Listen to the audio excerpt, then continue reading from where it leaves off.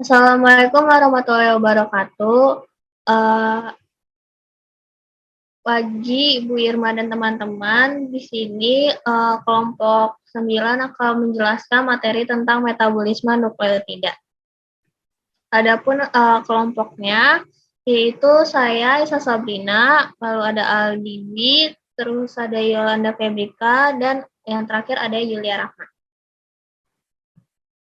Topik pembahasannya ini, yang pertama ini kita membahas pengertian nukleotida, kedua itu kita membahas sejarah nukleotida, ketiga membahas pencernaan nukleotida, keempat membahas penyerapan nukleotida, kelima prinsip katabolisme dan anabolisme nukleotida, lalu interaksi metabolisme nukleotida dan senyawa antara berenergi tinggi, kemudian ada metabolisme purin dan pirimidin, lalu ada sintesis asam urat dan degradasi pirimidin. Yang terakhir kita membahas mekanisme pengendalian metabolisme nukleotida. Nah, sebelum kita membahas nih tentang metabolisme nukleotida, adapun kita harus memahami pengertian nukleotida. Nukleotida sendiri merupakan unit dasar dari asam nukleat seperti DNA atau RNA. Nukleotida adalah senyawa organik yang terdiri dari sebuah nukleosida dan sebuah gugus fosfat. Ia berperan sebagai monomer yang menyusun polimer berupa asam nukleat, yaitu asam deoksiribonukleat atau DNA dan asam ribonukleat atau RNA. Keduanya adalah biomolekul yang penting untuk menyusun makhluk hidup di bumi. Nukleotida diperoleh dari makanan dan juga disintesis di hati dari nutrin. Nukleotida tersusun dari 3 unit. Yang pertama itu ada gugus basa nitrogen heterosilik, kemudian ada sebuah gugus gula pentosa, dan setidaknya 1 gugus fosfat. 4 jenis nukleotida basa pada DNA yaitu guanin, adenin, sitosin, dan timin. Sedangkan pada RNA itu ada guanin, adenin, sitosin, dan uracil. Jadi di sini tuh ini tuh merupakan basa nitrogen heterosiliknya, terus yang ini itu merupakan basa gugus pentosanya, terus yang ini merupakan gugus fosfat. Nah, ini juga merupakan struktur dari nukleotida. Ini merupakan 4 nukleotida yang membentuk 2 pasang basa, yaitu timin dengan adenin yang terikat oleh 2 ikatan hidrogen, dan guanin dan sitosin yang terikat 3 ikatan hidrogen. Adapun sejarah dari nukleotida, pada 1898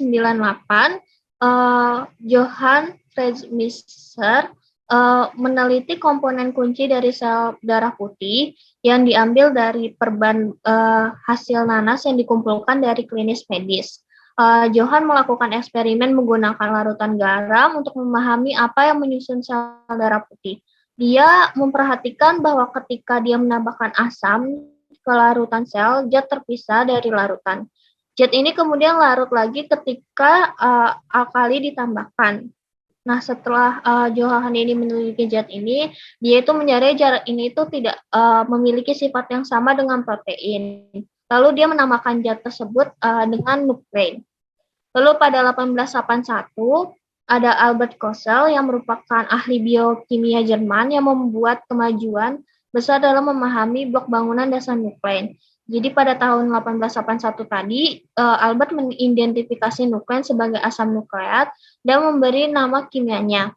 Lalu dia juga mengisolasi 5 basa nukleotida yang merupakan bahan penyusun DNA dan RNA, seperti adenin, sitosin, guanin, timin, dan uracil. Kemudian ada pencernaan nukleotida. Protein dari banyak makanan dipecah oleh keasaman lambung atau HCl menjadi protein dan asam nukleat. Nah, kalau misalkan protein ini nanti ini dihidrolisis oleh protase yang ada dalam cairan pencernaan menjadi asam amino dengan yang sama seperti metabolisme protein yang sudah kita pelajari. Lalu pada asam nukleat ini nanti dia dihidrolisis oleh nuklease atau biasanya RNA dan DNA menjadi nukleotida, lalu nukleotida dihidrolisis lagi oleh nukleotidase menghasilkan asam fosfat dan nukleosida, lalu dihidrolisis lagi oleh nukleosidase menjadi basa purin atau pirimidin dan pentosa.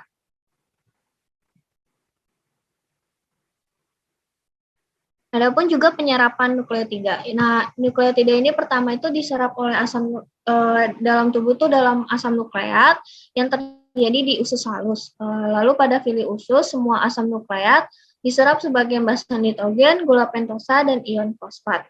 Kemudian protein transport membran membawa produk dari hasil serapan ini ke dalam sel epitel dari lumen. Transportnya ini melibatkan transport aktif primer dan transport aktif sekunder. Kemudian melalui difusi produk yang tadi menyeberangi membran basolateral ke dalam cairan interstital. Lalu setelah itu produknya ini masuk ke peredaran darah. Kemudian produk yang diangkut oleh sirkulasi darah ke hati dan jaringan lain dan mengalami degenerasi lebih lanjut. Selanjutnya kita akan membahas tentang prinsip katabolisme dan anabolisme nukleotida. Nah, prinsip katabolisme dan anabolisme sendiri yang seperti kita ketahui, katabolisme itu prinsipnya itu molekul terpecah menjadi unit-unit yang lebih kecil dan energi. Sedangkan anabolisme membentuk molekul dari unit-unit kecil dan energi.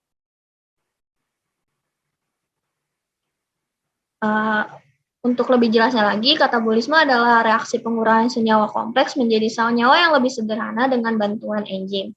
Dalam katabolisme nukleotida ini ada 4. Yang pertama, katabolisme asam nukleat menjadi nukleotida. Yang kedua, katabolisme nukleotida menjadi nukleosida. Yang ketiga, katabolisme purin menjadi asam urat. Terus yang terakhir ada katabolisme pirimidin. Jadi pada katabolisme asam nukleat menjadi nukleotida ini, seperti yang tadi saya jelaskan sebelumnya, asam-asam nukleat yang terdapat pada jaringan tubuh sebagai nukleoprotein dalam pencernaan akan dipecah menjadi molekul yang lebih kecil, yaitu sebagai asam nukleat dan protein. Nah, asam nukleat dan protein ini selanjutnya terpisah ke jalur metabolisme yang masing-masing. Asam nukleat tersusun atas monomer nukleotida yang nanti akan dipecah sehingga membentuk nukleotida. Kemudian ada katabolisme nukleotida menjadi nukleosida. Jadi sebelumnya nukleosida itu apa? Nukleosida itu merupakan sebutan dari nukleotida tanpa gugus fosfat. Jadi dengan demikian nukleosida itu tersusun dari gula ribosa sama basa nitrogen saja. Nah, tahapannya itu di dalam usus halus terjadi pemutusan ikatan fosfodiester oleh endonuklease menghasilkan oligonukleotida. Kemudian oligonukleotida dipecah lebih lanjut oleh fosfodiesterase menghasilkan monofosfat. Yang terakhir dipecah lebih lanjut lagi oleh nukleotidase dan nukleosida fosfatase menghasilkan nukleosida dan ortofosfase. Nukleosida yang terbentuk di sini adalah citidin, uridin, adenosin, dan guanosin.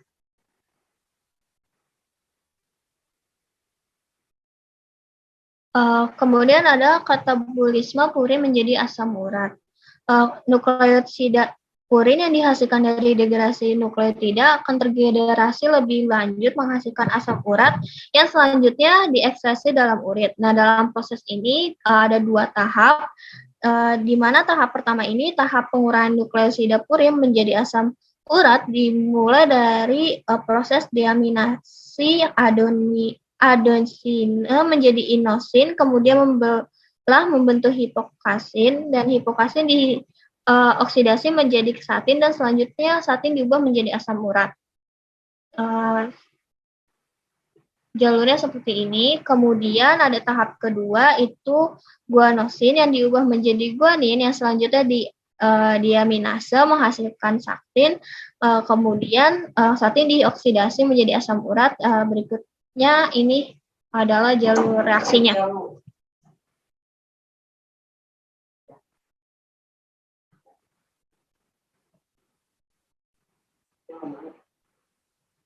Kemudian ada katabolisme pirimidin. Nah, katabolisme pirimidin ini terjadi oleh dua reaksi. Yang pertama itu konversi sitidin menjadi uridin oleh enzim sitidin diaminase. Terus yang kedua ini ada fosfosilasi dioksitidimidin menjadi timin dan dioksiborase 1-fosfat. Lalu ada penjelasan dikit mengenai anabolisme yang merupakan reaksi yang merangkai senyawa organik dari molekul-molekul tertentu untuk diserap oleh sel tubuh. Dalam anabolisme nukleotida ini ada 3. Yang pertama itu sintesis PRPP, sintesis purin, dan sintesis pirimidin. Nah, sintesis PRPP. Jadi kan semua nukleotida yang mengandung gugus ribosa dan fosfat itu membentuk tulang punggung DNA dan RNA. Kemudian ini disintesis dari ribosa 5-fosfat, metabolit sentral dari jalur pentosa fosfat. Nah, dalam reaksi satu langkah ini, 2 fosfat ATP ditransfer ke ribosa 5-fosfat untuk menambah 5-fosfo-alfa deribosil 1-pirofosfat atau PRPP. Nah, zat ini tuh diperlukan untuk biosintesis purin, pirimidin, dan lain-lain. Nah, ini tuh penting dalam peran anabolisme. Untuk sintesis purin dan pirimidinnya nanti akan dijelaskan lebih lanjut. Selanjutnya akan dijelaskan oleh Yolanda. Baik, terima kasih Aisyah. Selanjutnya ini adalah interrelasi metabolisme nukleotida dan senyawa antara berenergi tinggi. Next.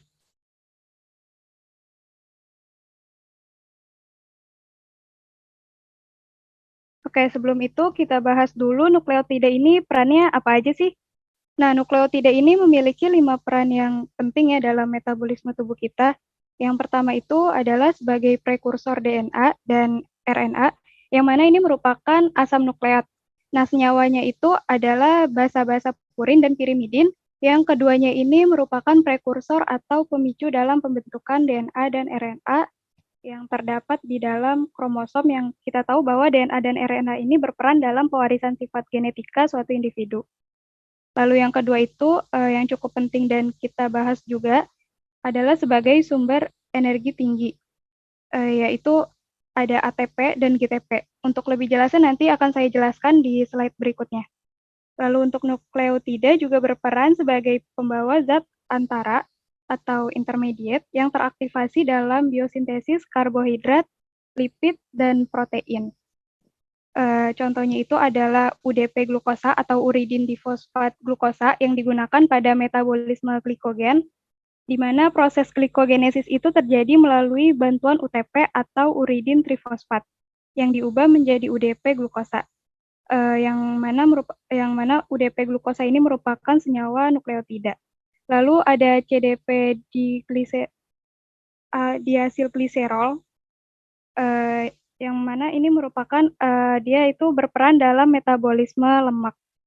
Lalu yang keempat itu sebagai komponen struktural beberapa kofaktor yang cukup penting juga ada koenzim A, yaitu ada asetil koenzim A dan ada suksino koenzim A. Lalu ada NAD, FAD yang keduanya ini mengandung senyawa adenin yang termasuk basa purin nukleotida. Lalu yang terakhir itu adalah sebagai regulator dan second messenger atau pembawa pesan kedua di dalam sel, di mana ketika ada aktivasi hormonal misalnya itu hormon adrenalin yang menginisiasi proses pemecahan glikogen, itu dia diinisiasi dengan bantuan CAMP atau siklik adenosin monofosfat dan CGMP atau siklik guanosin monofosfat. Jadi CAMP dan CGMP ini dia sebagai pembawa pesan sekunder pada hormon dan pensinyalan saluran ion dalam sel eukariotik. Bisa di next.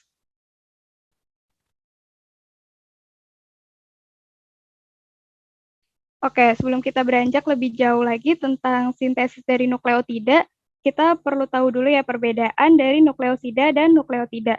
Karena ini cukup sering kebalik-balik. Jadi sebelum pembahasan lebih jauh, kita bahas yang ini dulu. Jadi untuk nukleosida itu sendiri, dia itu mengandung basa nitrogen dan ribosa saja. Sedangkan kalau untuk nukleotida itu dia mengandung basa nitrogen, ribosa, dan gugus fosfat. Jadi perbedaannya itu di ada dan tidak adanya gugus fosfat. Jadi simpelnya itu nukleotida itu adalah nukleosida yang sudah berikatan dengan gugus fosfat. Nah, kalau untuk strukturnya itu bisa dilihat di bagian bawah ini yang putih, yang di sebelah kiri itu adalah nukleosida karena dia nggak berikatan dengan gugus fosfat. Tepatnya ini adalah contoh dari adenosin atau deoksiadenosin dari basa adenin, yang mana bisa dilihat O pada C di posisi kelima itu belum berikatan dengan gugus fosfat. Nah, tapi kalau misalnya udah berikatan dengan gugus fosfat, maka disebut nukleotida. Lanjut, mungkin, nah gambar yang kanan, belum, masih yang itu. Oke, untuk gambar yang kanan itu merupakan nukleotida karena dia sudah berikatan dengan gugus fosfat. Di sini di slide ini merupakan struktur dari deoksiadenosin trifosfat atau DATP. Nah, untuk penamaan dari nukleotida itu sendiri bisa dilihat dari strukturnya seperti di bagian bawah sebelah kiri. Itu kalau misalnya tanpa gugus fosfat itu dinamakan nukleosida. Kalau mengikat satu gugus fosfat saja itu sudah bisa dikatakan nukleotida atau bisa disebut sebagai nukleosid monofosfat yang artinya itu nukleosida yang mengikat satu gugus fosfat.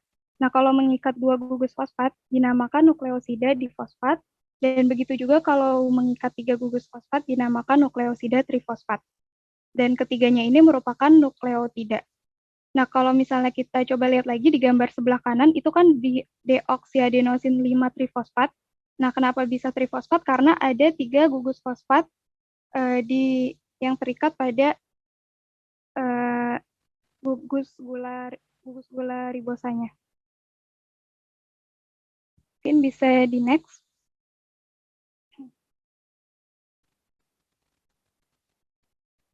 Oke, ini untuk penamaan lebih jelasnya.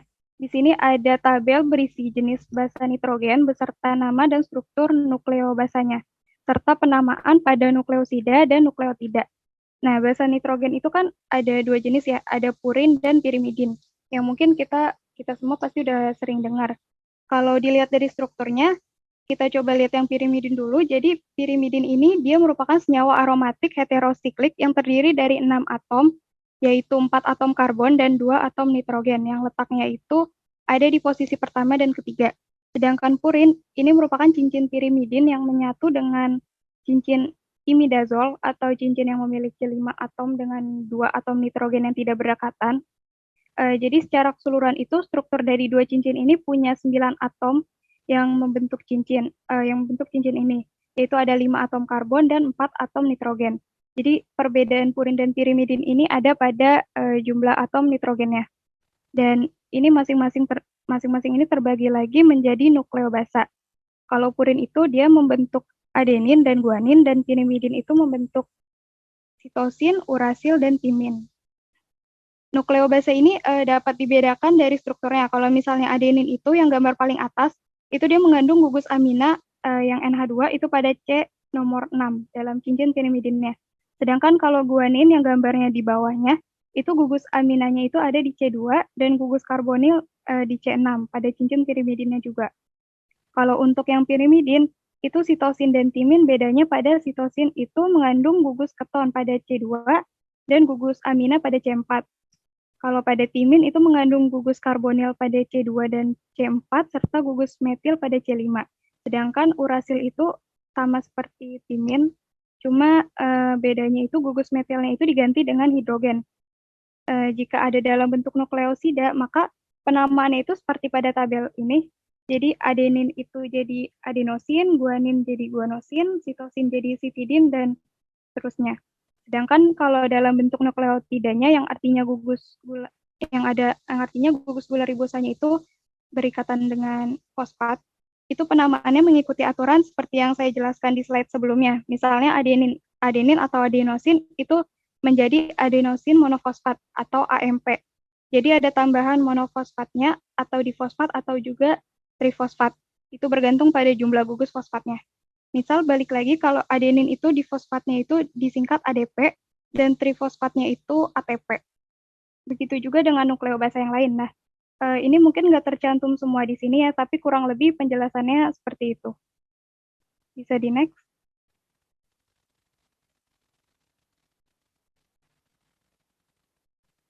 Oke, nah kita baru masuk ke pembentukan ATP dan GTP, yang mana keduanya ini merupakan senyawa berenergi tinggi.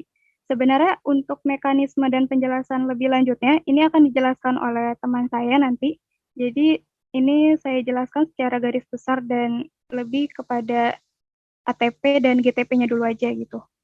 Jadi kan nanti produk dari hasil sintesis purin itu kan adalah IMP atau inosin monofosfat. Nah, ini nanti untuk sintesisnya akan dijelaskan lebih lanjut juga ya. Jadi IMP ini kan nanti akan menjadi GMP dan AMP. GMP ini guanosin monofosfat dan AMP itu adalah adenosin monofosfat. Yang mana keduanya ini akan menghasilkan ATP dan GTP serta DATP dan DGTP sebagai prekursor pembentukan DNA dan RNA. Nah, kalau misalnya gugus gula ATP dan GTP itu ribosa, ada gugus hidroksilnya atau OH pada C2. Nah, kalau misalnya DATP dan DGTP, itu dia gugus gulanya itu deoksiribosa yang tidak mengandung gugus OH. Jadi AMP dan GMP ini dikatalis dengan bantuan nukleosida, nukleosid fosfat kinase menjadi kalau AMP itu jadi ADP, kalau GMP jadi GDP. Lalu untuk menjadi prekursor DNA itu direduksi lagi menjadi DADP dengan bantuan ribonukleosid difosfat reduktase.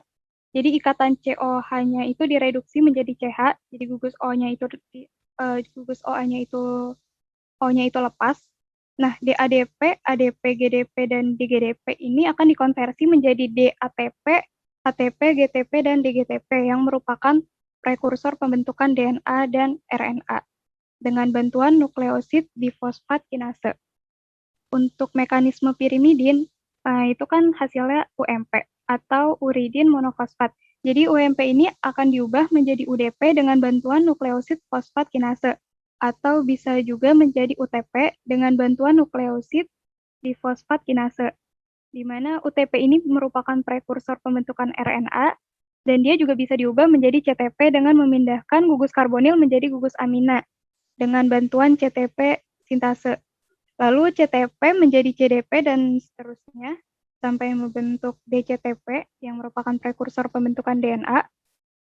Sedangkan untuk UDP itu dapat direduksi menjadi DUDP dengan bantuan ribonukleosid difosfat reduktase, lalu menjadi DUMP dan dengan bantuan timidylate sintase diubah menjadi DTMP dan seterusnya sampai membentuk DTTP yang merupakan prekursor DNA juga. Mungkin seperti itu. Bisa di next. Nah, jadi keterkaitan nukleotida dengan senyawa berenergi tinggi ini adalah nukleotida ini sebagai sumber senyawa berenergi tinggi seperti ATP dan GTP, di mana senyawa tersebut akan digunakan atau menjadi pemicu atau prekursor dalam pembentukan asam nukleat, yaitu DNA dan RNA. Yang keduanya ini merupakan pembawa sifat genetik suatu individu, dan juga senyawa berenergi tinggi ini berperan penting dalam beberapa biosintesis molekul. Bisa di next.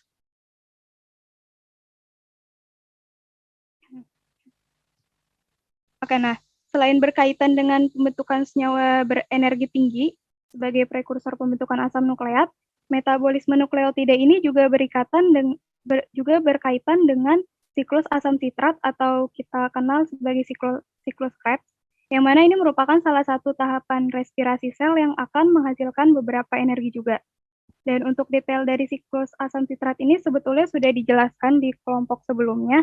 Jadi mungkin saya hanya fokus di bagian asetil-CoA dan suksinil-CoA-nya saja. Jadi hasil dari metabolisme nukleotida itu kan terutama pada proses katabolisme pirimidin, itu kan menghasilkan beta-alanit dan beta-amino isobutyrate. Yang mana beta-alanin ini dapat diubah menjadi asetil-CoA dan beta-amino isobutyrat itu dapat diubah menjadi suksinil-CoA melalui proses degradasi. Nah, untuk proses ini juga nanti akan dijelaskan lebih rinci lagi oleh teman saya. Jadi, asetil-CoA ini yang merupakan hasil degradasi dari produk katabolisme pirimidin ini dapat masuk ke siklus asam sitrat. Bisa dilihat di gambar siklusnya ya. ya, di paling atas itu ada asetil-CoA, di mana ia menjadi prekursor dalam siklus ini dan akan bereaksi nanti dengan oksaloasetat membentuk sitrat dan melepas koenzim A atau CoASH. Lalu sitrat itu kehilangan satu molekul H2O, tapi dia juga memperoleh H2O kembali dari isomernya, yaitu isositrat. Dan isositrat ini kehilangan satu molekul karbon dioksidanya dan mengalami oksidasi membentuk alfa ketoglutarat. Dan alfa ketoglutarat itu kehilangan satu molekul karbon dioksidanya juga dan dioksidasi untuk membentuk suksinil CoA. Nah, kemudian suksinil CoA ini akan diubah secara enzimatik menjadi suksinat dan begitu seterusnya sampai terbentuk oksaloasetat. Membentuk oksaloasetat dan terjadi siklus seperti ini kembali.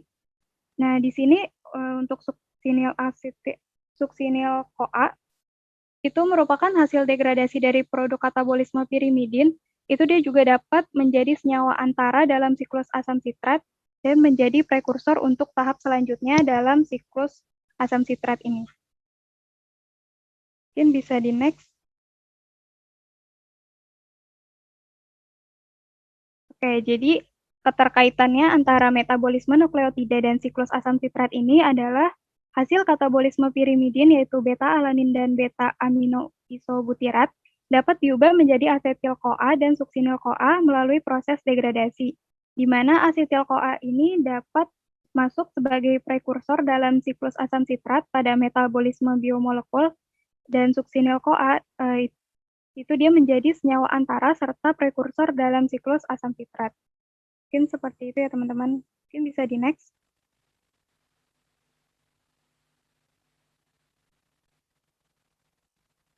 Oke, selanjutnya akan dijelaskan oleh Yulia. Baik, terima kasih Yola. Selanjutnya kita akan membahas tentang metabolisme purin dan juga pirimidin. Nah, untuk metabolisme purin dan pirimidin ini ada dua cara. Yang pertama ada sintesis de novo dan juga jalur penyelamatan atau bisa disebut juga sebagai salvage pathway. Boleh di next? Oke, kita bahas terlebih dahulu tentang sintesis purin, di mana kita pakai cara yang sintesis de novo. Untuk sintesis de novo purin ini ada dua tahap. Yang pertama itu pembuatan inosin monofosfat atau IMP. Kemudian tahap kedua IMP yang sudah terbentuk akan diubah menjadi AMP dan juga GMP. Boleh di next.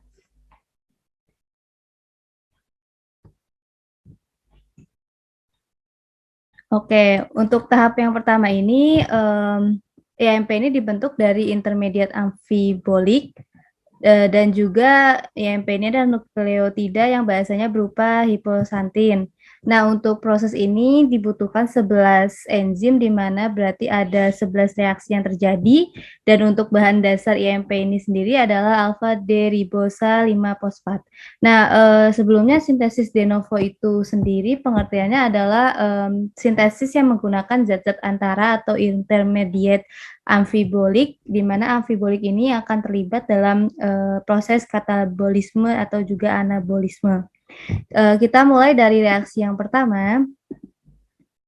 Oke, di reaksi pertama di sini ada bahan dasarnya IMP yaitu alfa D-ribosa 5-fosfat diubah menjadi fosforibosil pirofosfat atau PRPP dengan menggunakan enzim PRPP sintesis dan juga ATP.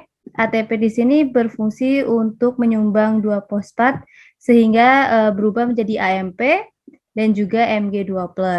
Kemudian reaksi yang kedua, di mana PRPP yang sudah terbentuk tadi diubah lagi menjadi 5-fosfat beta-deribosilamin dibantu dengan enzim PRPP glutamil amidotransferase ini. Dan juga terdapat penambahan gugus amino PRPP dan menghasilkan asam aminoglutamat dan juga PIPP. Nah ini, di sini penambahan gugus fosfatnya, gugus amino pada PRPP-nya. Kemudian reaksi yang ketiga, penambahan asam aminoglisin nih aminoglisin pada 5 beta deribosilamin dengan menggunakan energi ATP menjadi glucinamide ribosil 5 fosfat. Kemudian reaksi yang keempat, terjadi penambahan atom C. Penambahan atom C dari koenzim metilin dengan bantuan enzim formyl transferase. Nah, ini enzim transferase dan melepas folat menjadi formyl glycinamide ribosil 5 fosfat. Nah, kemudian reaksi yang kelima, senyawa formyl glycinamide ribosil 5P ini melakukan reaksi aminasi pada atom nomor 4. Di sini nomor 4-nya ada di sebelah sini ya. Nah, ini. Nah, 4. Dengan senyawa donor amino berupa glutamin. Kemudian dan terbentuklah senyawa formyl glycinamidin ribosil 5P. Nah, ini. Dan terdapat atom N pada gugus amino yang baru yang menempati atom N di 3 inti purin. Nah, di sini. Lalu glutamin ini dirubah menjadi glutamat. Setelah itu di reaksi yang ke-6 itu terjadi penutupan cincin afilik di karbon 7 dan juga 8. Nah, ini di antara 7 dan juga 8. Oke. Kemudian menjadi aminoimidazol ribosil 5 fosfat. Nah, ini. Kemudian reaksi ini dibantu dengan ATP dan juga Mg2+ sehingga menghasilkan H2O. Ini dia. Reaksi yang ketujuh, senyawa aminoimidazol ribosil 5P yang sudah terbentuk tadi, kemudian melakukan fiksasi CO2 dengan ibotin sebagai koenzimnya. Ini CO2-nya. Kemudian atom-atom yang difiksasi tersebut akan menempati atom nomor 6. Nah, ini. Atom C nomor 6 di inti purin. Dan fiksasi ini dikatalisis dengan enzim aminoimidazol ribosil 5P karboksilase.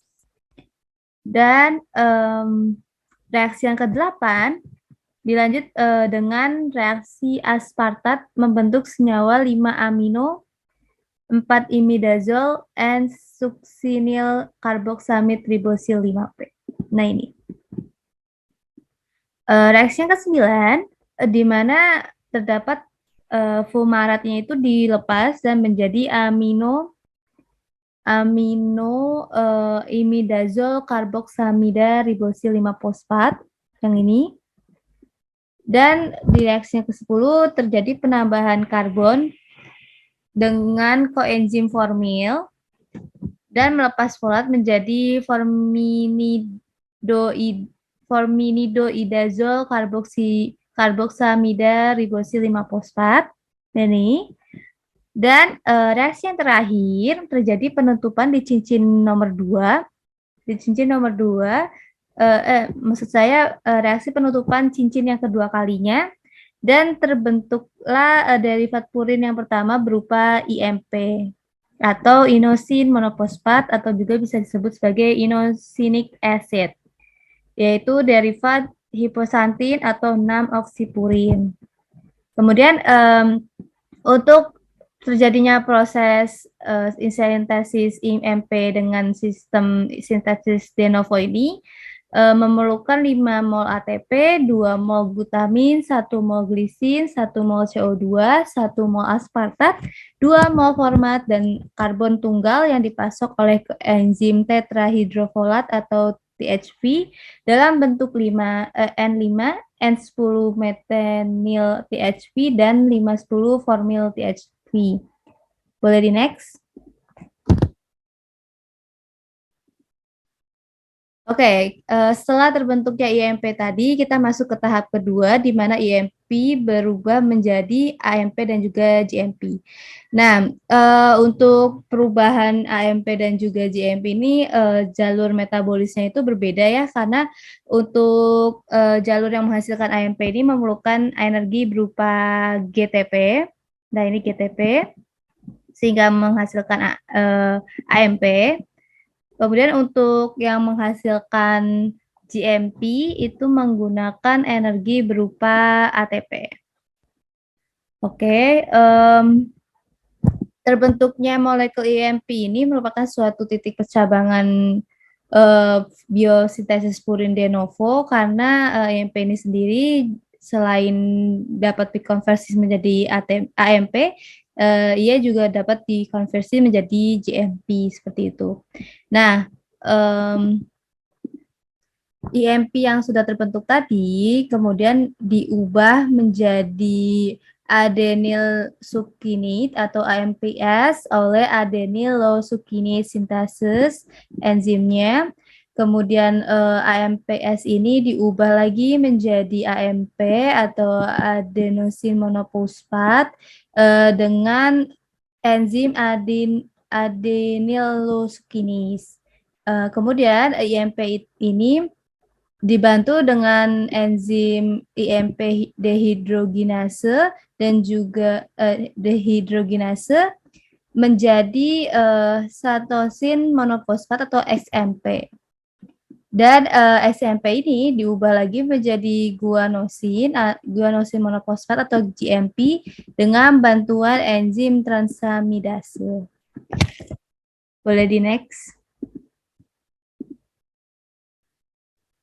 Nah, dari proses sintesis de novo purin ini terdapat senyawa-senyawa yang dapat menghambat proses tersebut. Di antaranya yang pertama ada azacerin. Azacerin ini dapat menghambat reaksi nomor 5 tadi, di mana senyawa formylglisin amid ribosil 5P melakukan reaksi aminasi. Kemudian senyawa 6 mercaptopurin ini menghambat reaksi nomor 13 dan juga 14, di mana AMPS ini diubah menjadi AMP, kemudian IMP ini diubah menjadi XMP. Kemudian enzim yang ketiga, senyawa yang ketiga ada asam mycophenolate, ini menghambat reaksi nomor 14 tadi yang IMP berubah menjadi XMP. Dan sebenarnya ada satu lagi senyawa yaitu diazonorlesin, itu menghambat reaksi nomor 2 di mana PRPP ini diubah menjadi 5-fosfo beta deribosilamin.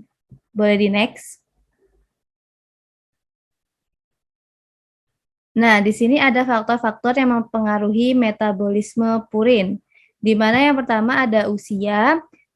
Pada umumnya ini laki-laki mulai usia 40 sampai 69 tahun, sedangkan pada wanita itu di sekitar lebih tua daripada laki-laki, karena biasanya proses terganggunya metabolisme purin ini terjadi saat wanita memasuki masa menopause, karena wanita ini kan memiliki hormon estrogen ya. Nah, hormon estrogen ini yang membantu proses pengeluaran asam urat melalui urin, sehingga asam urat di dalam darah dapat terkontrol. Jadi setelah wanita memasuki masa menopause, hormon tersebut, hormon yang membantu proses pengeluaran asam urat melalui urin ini sudah tidak ada, sehingga asam urat dalam darah itu tidak dapat terkontrol dan akhirnya mempengaruhi metabolisme purin dalam tubuh. Kemudian untuk faktor yang kedua ada jenis kelamin.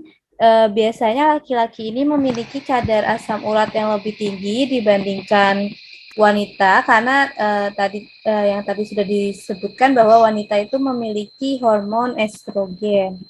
Dan yang ketiga adalah konsumsi purin yang berlebih. Nah, purin ini sendiri adalah yang esensial, di mana itu sudah ada dalam tubuh, sehingga jika kita mengonsumsi purin berlebih, purin ini termasuk nukleotida yang bukan merupakan zat-zat esensial karena tubuh kita membuatnya sendiri secara alami, sehingga jika kita mengonsumsi purin secara berlebih dapat meningkatkan kadar asam urat yang sudah ada di dalam darah, sehingga dapat mempengaruhi proses metabolisme purin dalam tubuh. Boleh di next. Setelah kita bahas sintesis de novo purin, kita masuk ke sintesis de novo pirimidin. Nah, untuk sintesis de novo pirimidin ini tidak terlalu kompleks dibandingkan dengan purin karena basa pirimidin itu lebih sederhana dibandingkan purin. Nah, untuk bahan-bahan sintesis de novo pirimidin ini berasal dari molekul kecil asam amino, kemudian ada juga CO2, ATP, dan juga ATP. Nah, sebelum itu basa-basa kompleks itu pertama kali diturunkan menjadi molekul glutamin, ATP, CO2, aspartat, glutamin, dan ATP ini nanti diperlukan lagi untuk konversi UTP dan juga CTP. Boleh di next. Oke, di reaksi yang pertama, di reaksi yang pertama ini ada biosintesis pirimidin diawali oleh reaksi pembentukan carbanoyl fosfat atau CAP. Nah ini. Kemudian dihasilkan reaksi antara glutamin ATP. Dihasilkan dari reaksi antara glutamin, ATP, dan juga CO2 yang dikatalisis oleh enzim carbanoyl P sintases yang ini. Dan reaksi ini berlangsung di dalam sitosol.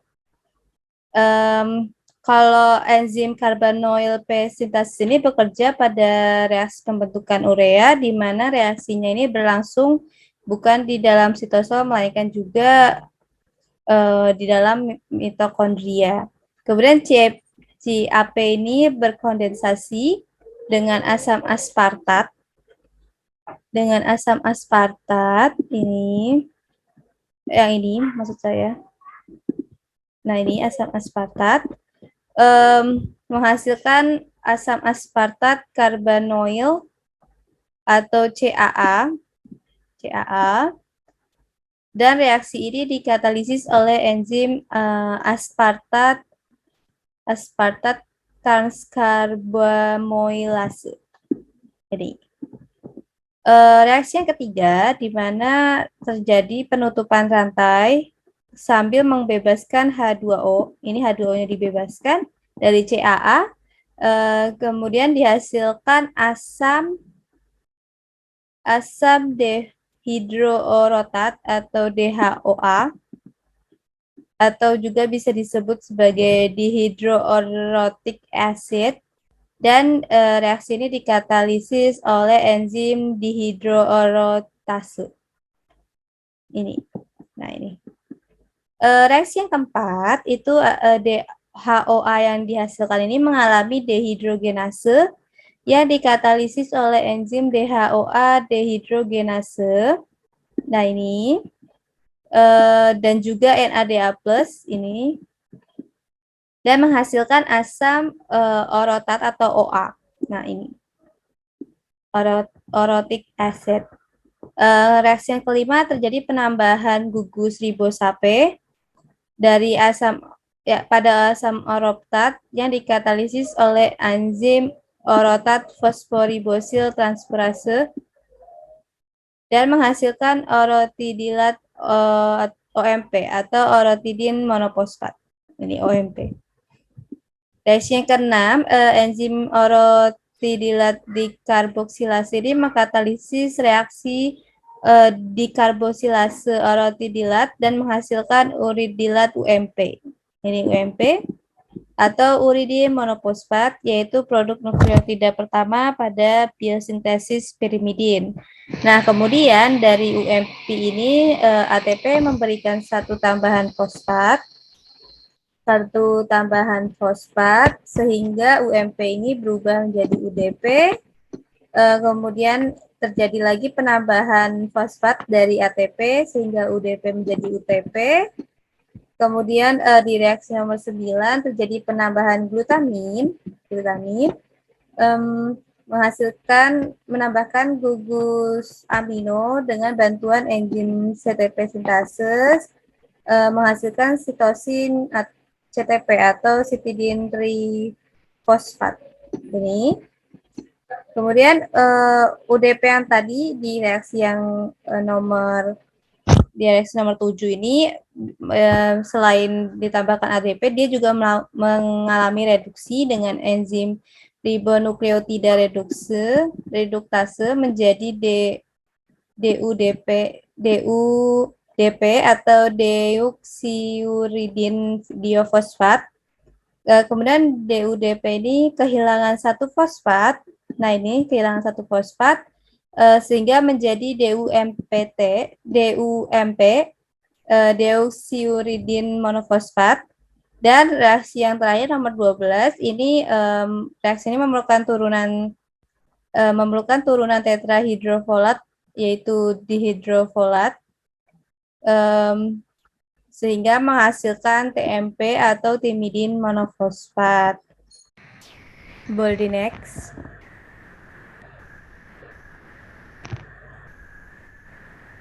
Oke, selanjutnya kita akan bahas ke cara metabolisme yang kedua, yaitu jalur penyelamatan atau bisa disebut juga sebagai salvage pathway. Jalur penyelamatan ini adalah proses pembuatan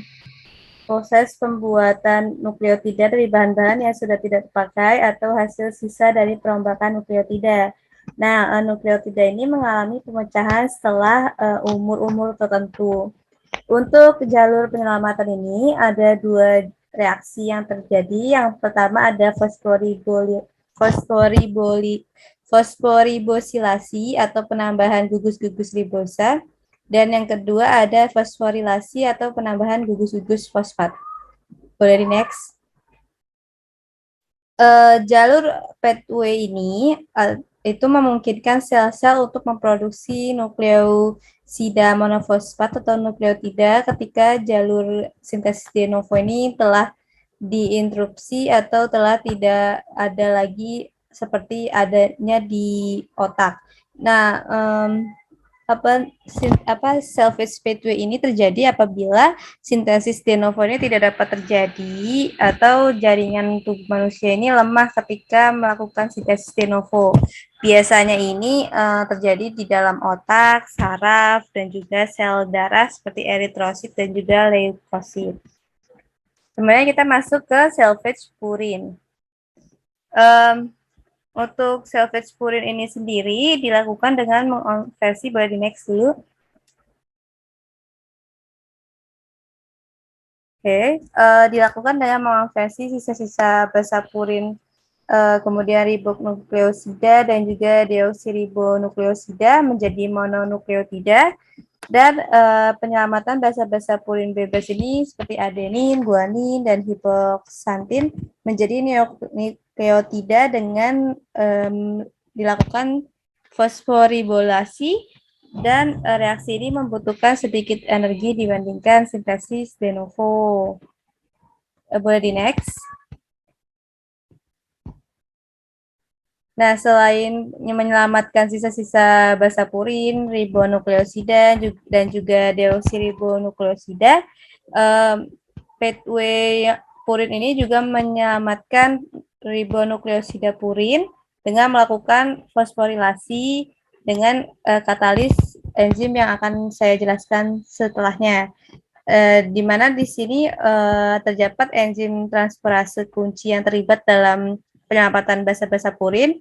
Untuk yang pertama itu ada enzim adenin fosforibosil transferase atau juga disebut sebagai APRT, di mana enzim APRT ini mengkatalisis reaksi adenin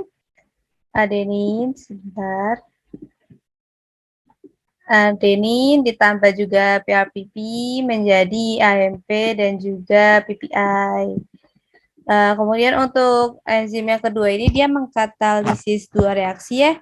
Yang pertama itu enzim enzim hipoksantin guanin fosforibosil transferase atau juga disebut sebagai HGPRT itu mengkatalisis hiposantin ditambah PRPP menjadi IMP dan juga PPI. Reaksi yang kedua yang dikatalisis oleh enzim HGPRT ini yang pertama pertama itu guanin ditambah juga PRPP menjadi GMP dan juga PPI. Boleh di next. Oke, tadi sudah sempat disinggung sebelumnya bahwa penyelamatan purin ini menyelamatkan ribonukleosida purin dengan melakukan reaksi fosforilase yang dikatalisis oleh enzim-enzim. Yang pertama ada adenin kinase membentuk AMP dari fosforilasi adenosin dan fosforilasi ini menggunakan ATP adenosin menggunakan ATP sebagai sumber fosfat dan juga sumber energi pengikatnya. Begitu juga dengan DAMP atau AMP diaminase terbentuk dari dioksi adenosin memerlukan juga ATP. Kemudian untuk enzim yang kedua ada inosin kinase. Itu dia membentuk GMP, dari fosforilasi guanosin. Dan enzim ini juga memfosforilase IMP menjadi IMP. Ini dia. Nama sistematik enzim ini disebut sebagai inosin 5-fosfotransferase atau juga disebut sebagai inosin guanosin kinase. Boleh di next.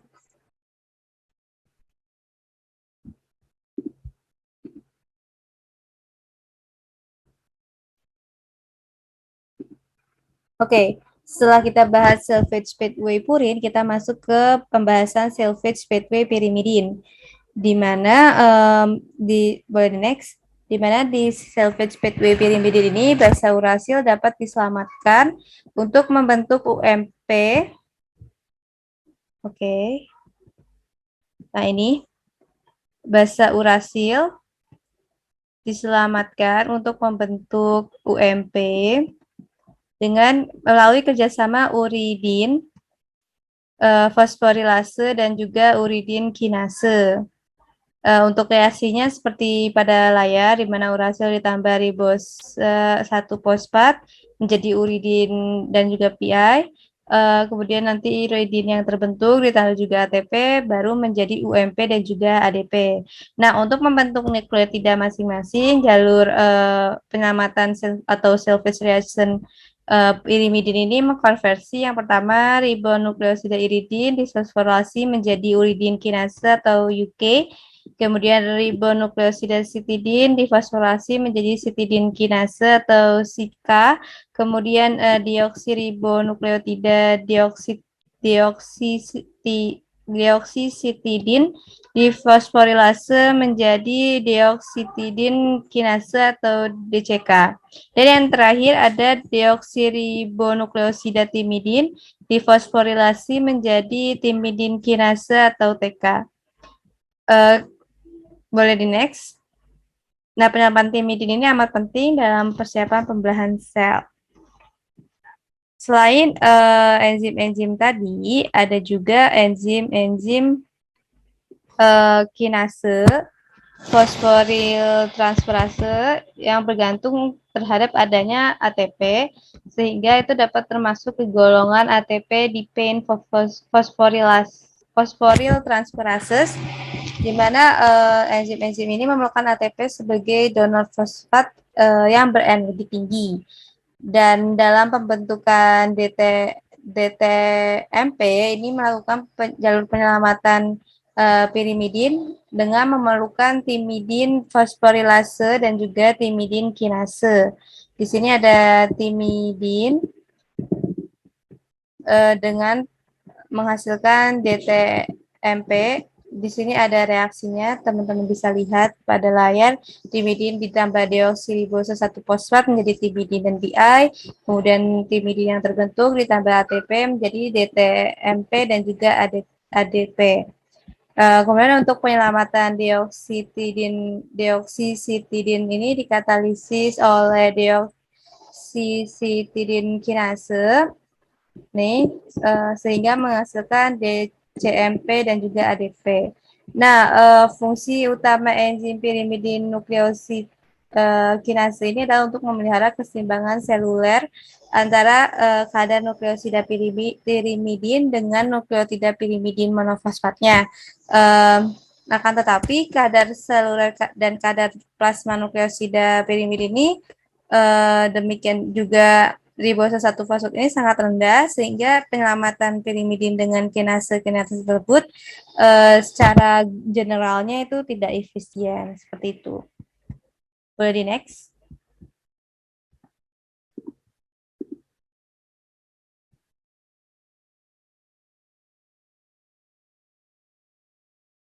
Oke, mungkin itu aja penjelasan tentang metabolisme purin dan juga pirimidin. Mungkin kita akan lanjut pembahasan tentang katabolisme nukleotida yang akan dibahas oleh Aldi. Silakan. Oke, makasih Yulia. Untuk selanjutnya kita akan membahas katabolisme nukleotida yang terdiri dari sintesis asam urat atau bisa juga disebut degradasi pirin dan juga degradasi pirimidin. Oke, bisa di next. Nah, di sini merupakan katabolisme pirin dan pirimidin secara umum, di mana di dalam tubuh ketika nukleotida tidak digunakan, maka nukleotida tersebut dapat mengalami degradasi.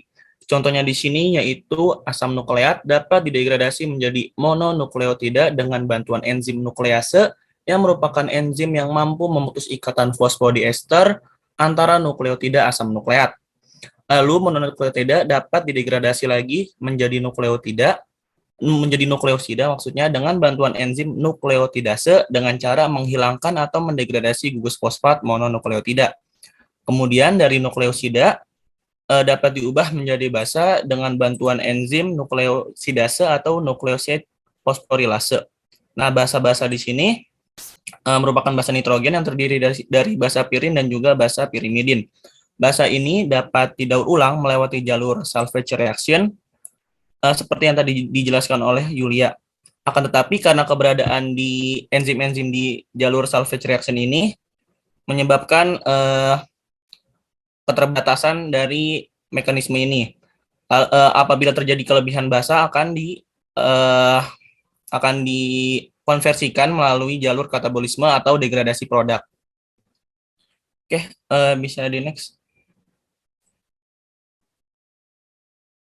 Nah, untuk yang pertama yaitu sintesis asam urat atau degradasi purin.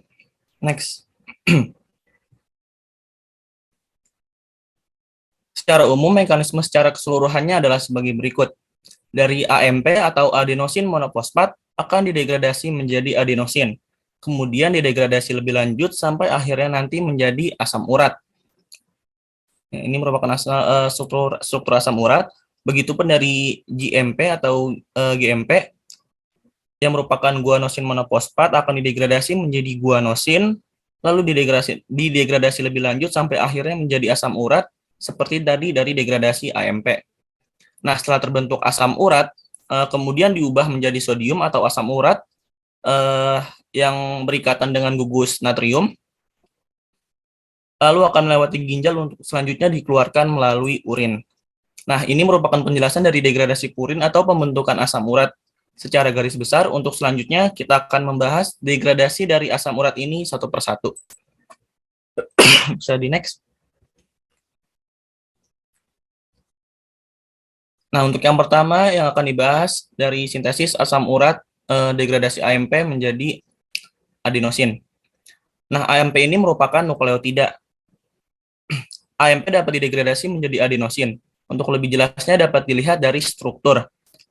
AMP akan didegradasi atau mengalami defosforilasi dengan bantuan enzim adenosin 5 monofosfat dehidrogenase dan molekul air di mana gugus fosfat dari AMP ini akan didegradasi atau dihilangkan menjadi adenosin yang merupakan nukleosida. Yang seperti tadi yang sudah dijelaskan, di mana adenosin ini merupakan suatu struktur yang tidak memiliki gugus fosfat.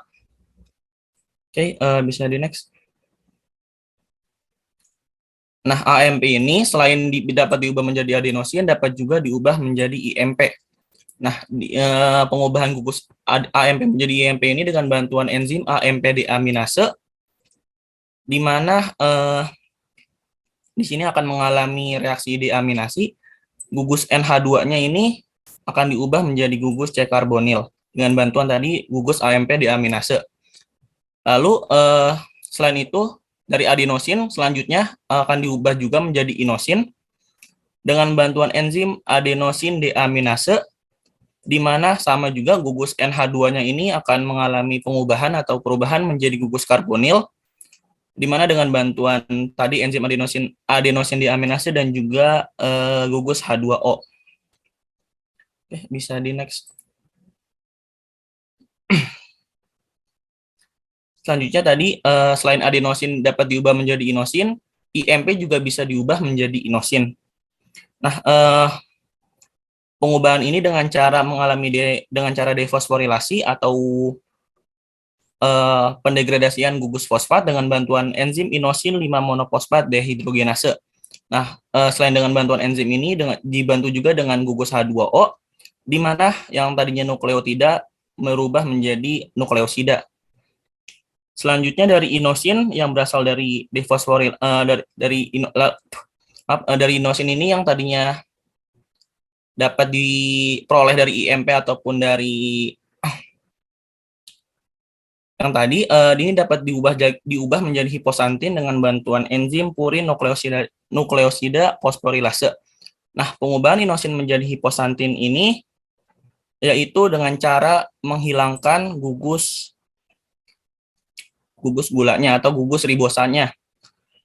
Penghilangan gugus ini dengan bantuan enzim purin nukleosida fosforilase. Oke, bisa di next.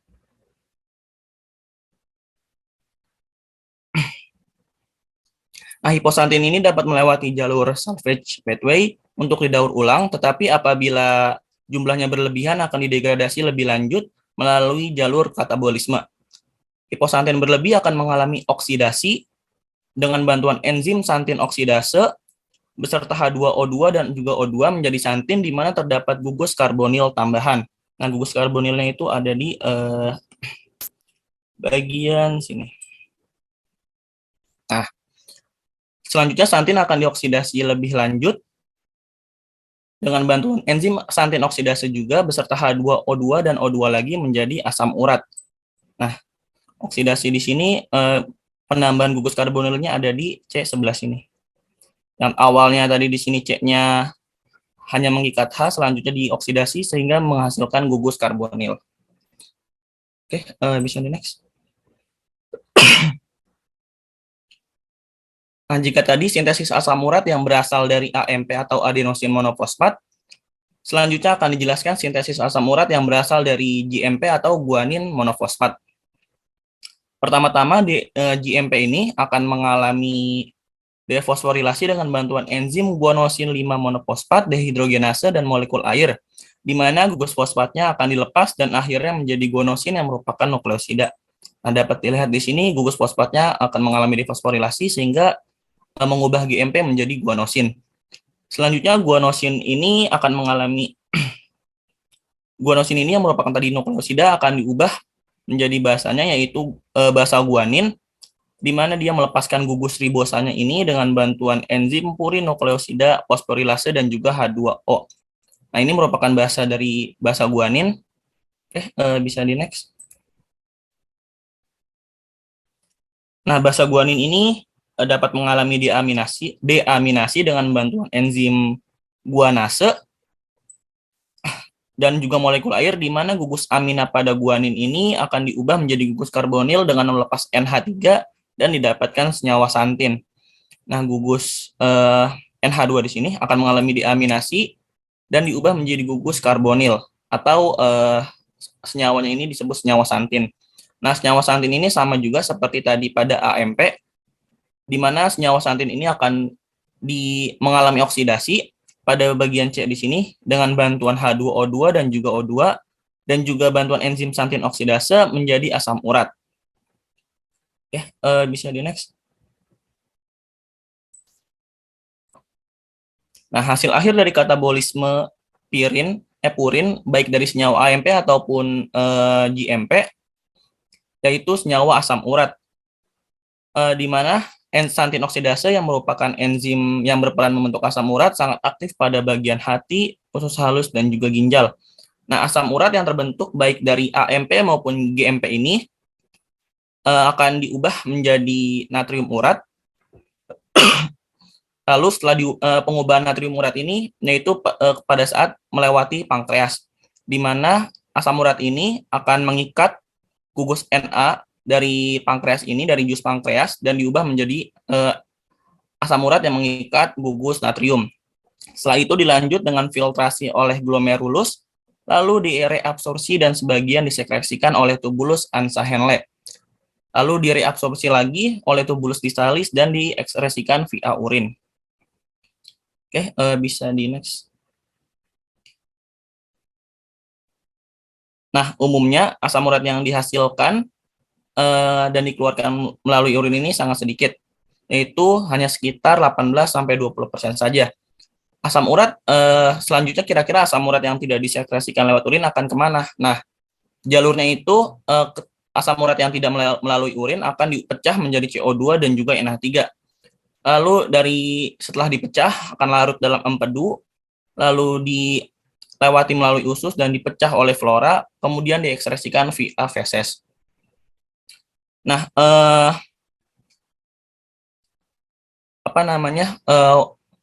asam urat ini setelah ada dua jalur ya, tadi dua jalur sekresi yaitu melalui feses dan juga melalui urin. Tetapi walaupun dia ada dua jalur, total ekskresi asam urat ini sangat sedikit, yaitu hanya sekitar 400-600 mg saja dalam waktu 24 jam.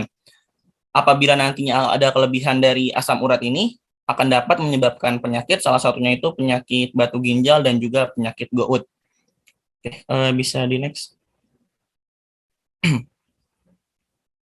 Selanjutnya tadi setelah kita membahas degradasi pirin atau sintesis asam urat, selanjutnya akan dibahas degradasi pirimidin. Oke, bisa di next. Nah, ini merupakan contoh degradasi pirimidin secara umum, di mana awalnya dari DNA yang mengandung timin dan juga sitosin, akan mengalami degradasi secara bertahap sampai akhirnya nanti menjadi beta-alanin dan juga beta-aminoisobutirat. Nah, ini beta-alanin dan juga beta-aminoisobutirat. Nah, itu jika DNA. Seandainya DNA ini diganti menjadi RNA, maka bagian timinnya ini akan digantikan dengan urasil yang mengalami degradasi sampai akhirnya menjadi beta-urasil. Jika dilihat pada gambar, terdapat jalur salvage seperti pada degradasi purin. Kasus di sini sama. Nah, ini merupakan jalur salvage-nya. Kasus di sini sama seperti degradasi purin, di mana jika basa yang dihasilkan ini terlalu banyak, maka akan disalurkan melalui jalur katabolisme. Bisa di next. Nah, pada reaksi yang pertama terjadi reaksi adisi pada karbon 5 dan juga karbon 6. Nah, di sini terjadi reaksi adisi baik pada urasil maupun timin, di mana adisi ini menggunakan enzim dihidrourasil dehidrogenase untuk urasil, sedangkan untuk timin digunakan enzim dihidrotimin dehidrogenase, di mana dalam reaksi ini membutuhkan NHDPH dan juga H+, di mana yang digunakan itu merupakan H, 2H dari H dari NADPH dan juga 1H dari H+. Di mana H ini akan digunakan untuk mengadisi ikatan pi pada C5 dan C6 dan terikatlah gugus H1 pada C di sini dan H1-nya di C yang satunya. Dan terbentuklah produk dihidrotimin dan juga dihidrourasil. Bisa di next. Selanjutnya, baik pada dihidrotimin dan juga dihidrourasil akan mengalami reaksi hidrolisis, di mana gugus amida yang merupakan turunan dari senyawa asam karboksilat akan mengalami pemutusan ikatan dan menjadi gugus asam karboksilat serta gugus amina. Nah, ini tadi gugus amidanya yang merupakan tadi turunan senyawa asam karboksilat akan mengalami hidrolisis, di mana hasilnya itu merupakan senyawa asam karboksilat dan juga senyawa amina. Nah, reaksi ini melibatkan H2O dan juga enzim dihidropirimidinase, yaitu lalu ketika setelah terjadi reaksi hidrolisis ini akan menghasilkan produk ureido isobutirat dan juga ureido propionat. Ureido propionat ini bisa juga disebut N-karbamoil beta-alanin, sedangkan ureido isobutirat ini bisa juga disebut N-karbamoil beta-isobutirat, yang merupakan senyawa rantai terbuka. Oke, bisa di next. Nah, dari ureido isobutirat dan juga ureido propionat ini akan mengalami reaksi hidrolisis lagi, di mana gugus ini nih. Nah, di sini akan mengalami pemutusan ikatan dengan bantuan H2O dan juga enzim ureidopropionase menghasilkan senyawa beta aminoisobutirat dan juga senyawa beta alanin. Nah, dua senyawa ini merupakan produk akhir dari degradasi pirimidin. Oke, bisa di next.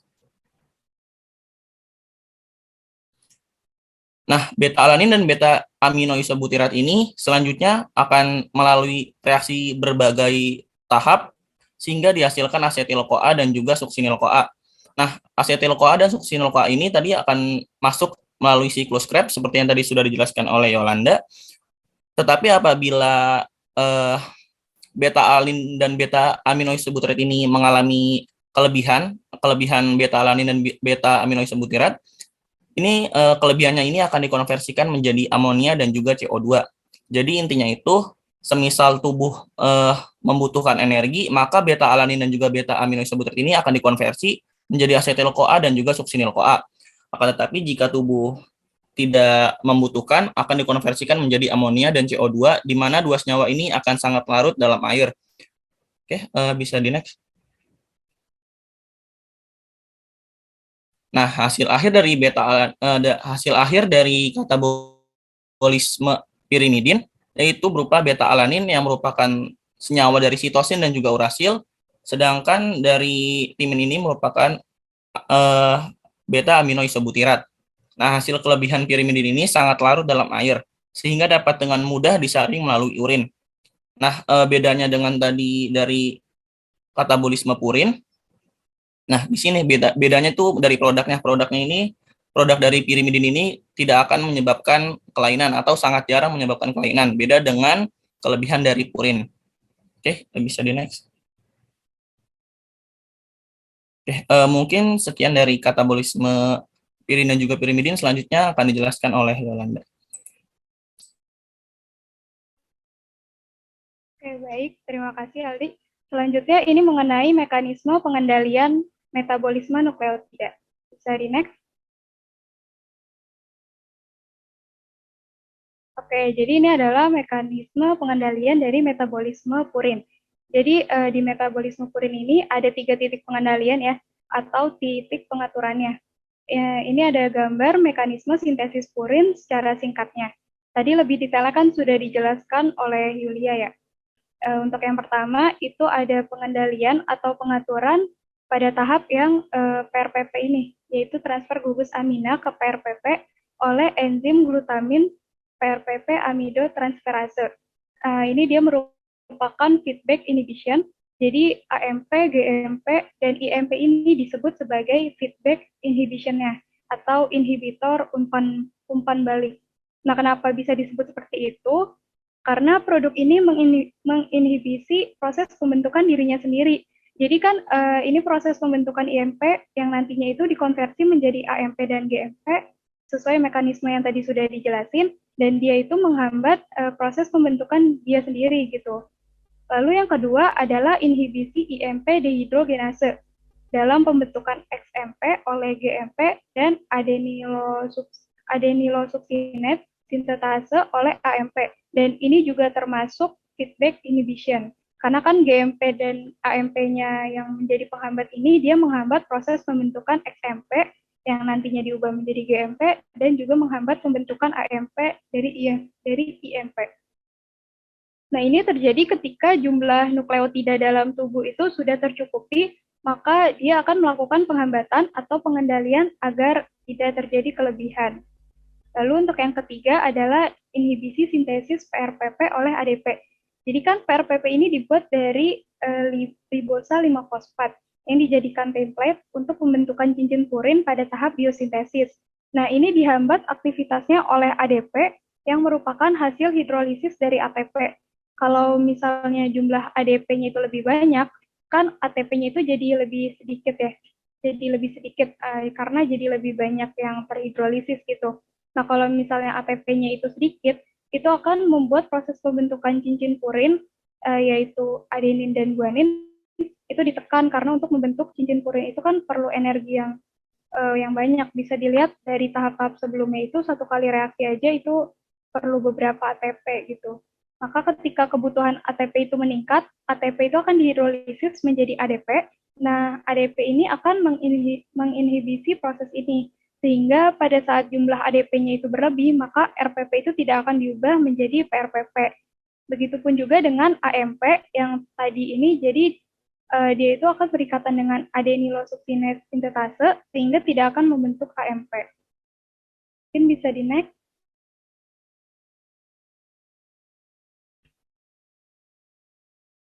Oke, lalu ini ada mekanisme pengendalian metabolisme pirimidin. Untuk pengendalian metabolisme pirimidin ini, pada hewan itu ada dua pengaturan, yaitu inhibisi oleh UTP dan UDP, serta diaktifasi oleh ATP dan PRPP.